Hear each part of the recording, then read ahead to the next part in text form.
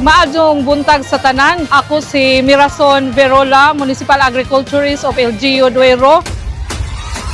Napasalamat mi nga naka-join mi ani kay daghan mi og mga produkto bilang vegetable spices municipality. Nagpasalamat mi dako ni Governor og sa tanan sa Office of Provincial Agriculture kay usamis na ka-apil ani og labaw sa tanan. Dako namong pagpasalamat sa among Honorable Mayor kay naghatag siya pagtugot dinhi si Honorable Mayor Al Sitaculad of LGU Duero. So, sa among mga mag-uuma labi na sa lumad cooperative sa Taytay nato sa Iskaya Tribe o sa silingan ng mga barangay, contribution ni sa tanang mga mag-uuma kining mga produkto nga among gida maudyo ni ang mga produkto nga naa sa among lungsod pagkakaron og among gida dinhi nga dako ni nila og oportunidad nga mahalinan og kanang naang nakakontribute po ni sa mga income sa among mga mag-uuma dito sa lungsod sa Duero. So niaman sila nga kanang nay ang nag-display sugod ra ni pagka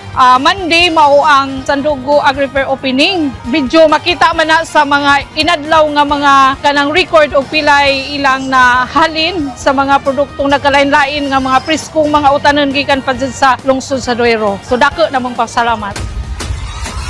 Mayong adlaw sa tanan, ako si Wendell Malaran, Municipal Agricultural Officer sa lungsod sa Albuquerque.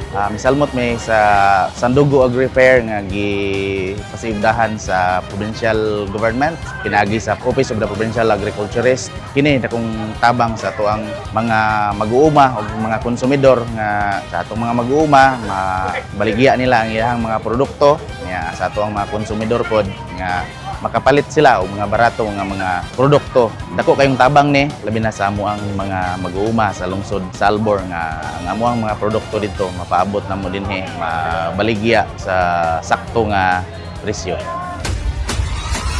Ako si Anastasia Lingatong, taga LGU Cortez.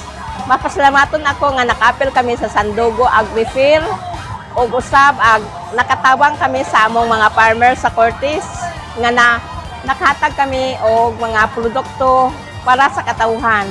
Ug usab ang mga farmers among natabangan nga nahalin ang ilang mga baligya. Dako kayong tabang ang mga mag-uuma sa mga ilang produkto nga nakatabang sa mga katawhan nga nakapalit sa ilang barato-barato nga presyo dinhi sa Sandugo Agri-Fair sa Tagbilaran. Daghang salamat ug mayong buntag.